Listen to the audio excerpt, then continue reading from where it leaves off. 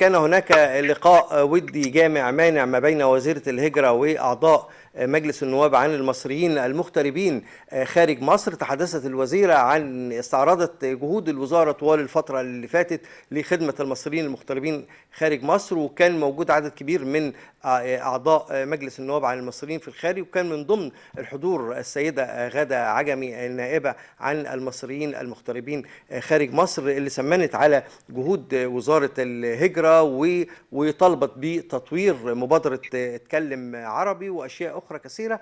ولكن سوف نتحدث مع السيدة النائبة غادة عجمي على الهواء مباشرة الآن. يسعدنا أن يكون معنا على الهاتف النائبة غادة عجمي، عضو لجنة مجلس النواب عن المصريين المغتربين خارج مصر. مساء الخير يا فندم، وأهلا بحضرتك معنا. اهلا وسهلا يا فندم، اهلا وسهلا. في البداية كل سنة وحضرتك طيبة، ويعني ومصر الحبيبة بخير وفي أحسن حال يا رب إن شاء الله. كل سنة والأمة الإسلامية والمصريين في الخارج وفي الداخل بخير، بمناسبة الإسراء والمعراج وبمناسبة كل حاجة حلوة في مصر يا رب إن شاء الله. طبعا يعني لقاء كان جامع مانع مع وزيرة الهجرة، وكانت يعني مقترحات بناءة من جانب حضرتك والمصريين المغتربين خارج مصر. يعني دائما يعني بتبقى حضرتك متصدرة الصفوف في كافة مشاكلهم وأفراحهم وأطراحهم. ماذا دار داخل هذا اللقاء يا فندم؟ أولا استعرضت معالي وزيرة الهجرة مجهودات وزارة الهجرة في الشهور الماضية، وطبعا احنا متابعين ده خطوة بخطوة معاها. معالي وزيرة الهجرة فيها ميزة كبيرة جدا، بتستمع جيدا لمطالب المصريين في الخارج. مظبوط.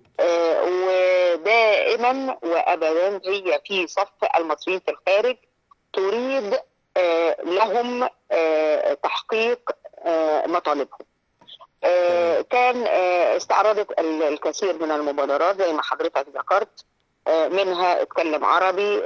انا علقت على هذا الموضوع بالذات، ان لابد من وجود المبادرة بأسس يستفيد منها المصريين بطريقة موضوعية، بطريقة قوية.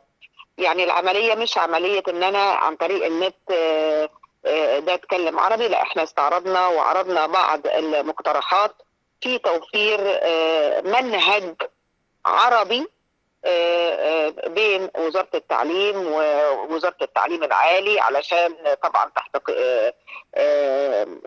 مراقبة وزارة الثقافة، ملحقين الثقافيين عفوا، وفي نفس الوقت الأزهر الشريف. تمام يا فندم. قلنا احنا عايزين يكون في منهج للتعليم اللغة العربية للمصريين في الخارج، يشرف عليه الجهات المنوط بها التعليم، سواء تعليم عالي أو تعليم عادي. هي طبعا بتستوعب الكلام جدا، بتستمع له جدا، وتؤيد الأفكار الإيجابية. تمام. اتكلمنا في مواضيع أهمها موضوع السيارة بدون جمارك. تمام. ميزة معالي الوزيرة ان هي بتستمع للاقتراحات، وكان لينا لقاء في المجلس الموقر يعني من ايام قليلة. تمام. استعرضنا بعض الاقتراحات وهي كانت مستمعة جيدة جدا، وفي يعني جانب المصري في الخارج حقيقي. قلنا احنا زي ما المصريين عليهم واجبات، ليهم حقوق. تمام. وعرضنا اقتراح نتمنى ان الحكومة تاخد بيه، ان يكون السيارة لكل مصري مرة في العمر بسعر محدد. يعني مثلا 1600 سي سي يبقى $5000 وبس. تمام. ومثلا اكتر شويه السي سي اعلى شويه يبقى $10000 مثلا يعني. تمام. وبس. تمام. بحيث ان هي الدولارات تدخل خزانه الدوله. مظبوط. مش بالاسعار اللي احنا بنقولها، هيدخل وديعه دولاريه للبلد، وفي نفس الوقت هتبقى تقلل المصاريف على المصري في الخارج، لان المصري في الخارج احنا ما بنخاطبش فئه معينه من المصريين، الفئه الاكثر ال9 مليون دول اللي شقيانين في البلاد العربيه، دول اللي بيجيبوا العربيه بالقسط، دول اللي ممكن يحوش الجمرك بتاعها، او هو نازل مثلا مخلص شغله معاه جزء بسيط من الفلوس يقدر يدفع دفعه مش كبيره جدا وفي نفس الوقت دولاريه يستفيد بيها، تستفيد بيها البلد. تمام. انا بس استاذنك في جزئيه يا فندم برضو، يعني هناك اقتراحات برضو كثيره جدا من المصريين اللي بره في اكثر يعني اكثر تسهيلات لموضوع سياره بدون جمارك، يعني هل الاستفسارات والاقتراحات ديت بتبقى موجوده في اذهانكم من اجل عرضها يعني خلال الفتره القادمه او خلال هذه الفتره؟ يا فندم احنا نواب عن الشعب. تمام. ولكن نواب عن الشعب بنشوف الموضوع اللي بيكون في صالح البلد وصالح المواطن ايضا. بالظبط لان احنا نواب عنهم، احنا كمان بنخدم بلدنا. هم التحويلات الاولى والدخل الاول لتحويل الدولار لجمهوريه مصر العربيه. تمام. فمن حقهم ان احنا نكافئهم. تمام. فاحنا يعني لما بنقول مثلا وديعه ل5 شهور، اي نعم في تسهيلات او تعديلات لبعض البنود خاصه بالتصديقات وغيرها، ولكن احنا عايزين اكثر تسهيلا، لان احنا كنا طالبين سياره بدون جمرك اصلا. تمام. بدون جمرك خالص. ايوه ولكن عشان لكن احنا بنقول عشان خاطر بلدنا، وبرضه هم واقفين جنب بلدهم، وعلشان خاطر الظروف اللي احنا فيها، احنا بنقول نقلل القيمه. ده اقتراح انا اقترحته. تمام. في لجنه الخطه والموازنه. وعلى اساس ان يبقى في مبلغ معين ومش مبلغ كبير، يعني بحيث ان هو يبقى دخل كتير عشان يبقى كمان في، لان الاستجابه لهذه المبادره ما كانتش قويه جدا، وفي نفس الوقت احنا عايزين البلد تستفيد بالدخل الدولاري، والمصري في الخارج يحس ان البلد برضو عملت له حاجه. تمام. فده كان من ضمن الاقتراحات. معالي الوزيره طبعا قامت ببعض السفريات الخارجيه، من ضمنها كانت الامارات، وانا كنت موجوده مع معاليها هناك. يعني حريصه جدا ان هي تستمع الى الجاليه المصريه، تستمع الى نواب المصريين في الخارج. الهدف النجاح في الملف، وانا بأثمن جهودها الكبيره، بأثمن على شخصيتها المرنه جدا التي تستوعب بيها الاقتراحات والمقترحات. ده تم الاتفاق ان الاجتماع ده يبقى بشكل دوري يا فندم، طبعا لان بيبقى موجودين فيه ممثلين من كافه المؤسسات والهيئات في مصر، فالمشكله بتتعرض وبتتحل في ساعتها. احنا طبعا من ضمن الاجتماع ان احنا احنا عموما على تواصل تام. على فكره انا شخصيا على تواصل تام وكامل مع معالي الوزيره في اي وقت، بابها مفتوح طبعا للساده النواب. تمام. ما بتتاخرش اي يوم، ولكن اتفقنا على ان يكون في اجتماع دوري لنواب المصريين في الخارج ووزاره الهجره مره كل شهر من يوم الثلاث، على أن نتبادل في الآراء والاقتراحات والمقترحات لصالح المصريين في الخارج. وطبعا هي اقترحت كمان أن السادة النواب يكونوا معاها دائما في زياراتها سواء الداخلية أو الخارجية، وإحنا بنشكرها على ده. طبعا. تمام.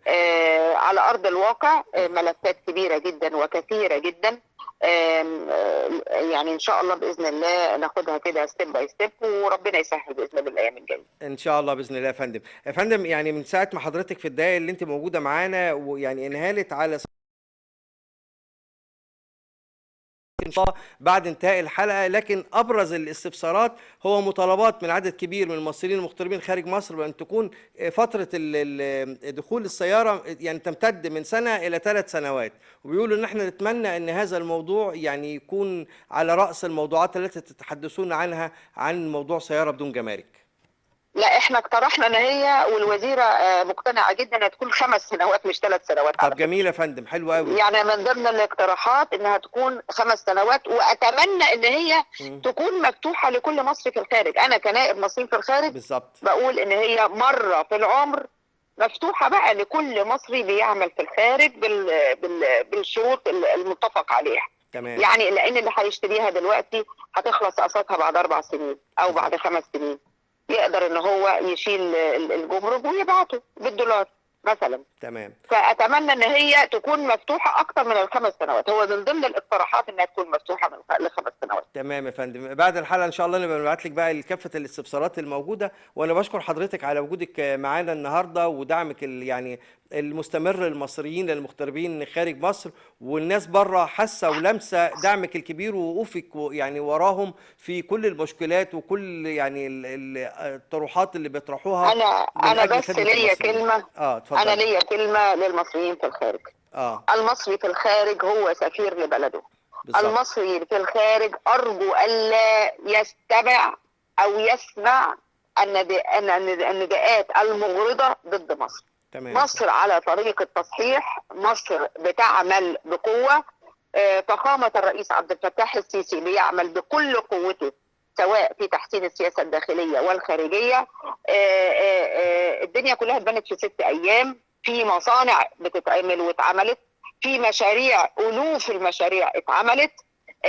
اللي يقول لك طب احنا عملنا ايه الفتره اللي فاتت، لو سمحتوا يا جماعه افتحوا جوجل وشوفوا مجهود فخامه الرئيس قد ايه بيشتغل جوه وبره، قد ايه البلاد اللي راحها وخصوصا اهتمامه بقاره افريقيا، قد ايه تحسين علاقاتنا سواء على البلاد الاوروبيه او العربيه او غيرها. اتمنى ان هم بس ما يسمعوش من صفحات او برامج مغرضه. نحاول احنا في عنق الزجاجه. فخامه الرئيس عايز ينجح وينجح بلده ويخليها قد الدنيا، لازم نقتنع بده، ولازم نقتنع ان احنا في عنق الزجاجه، في مراحل تطوير، في مراحل بناء اقتصاد واستثمار شغالين عليها. تمام. فارجو ان احنا ندعي بس بالتوفيق لفخامه الرئيس. ان شاء الله بالتوفيق ان شاء الله باذن الله يا فندم. واللي بيغفل حاجه زي كده يعني ده انسان جاحد، لان المشروعات العملاقه الكبيره موجوده على ارض الواقع وموجوده على مسأى ومرمى من الجميع يا فندم. انا بشكر حضرتك واتمنى لك دايما التوفيق، وشكرا ليك يا فندم. شكرا يا فندم. شكرا.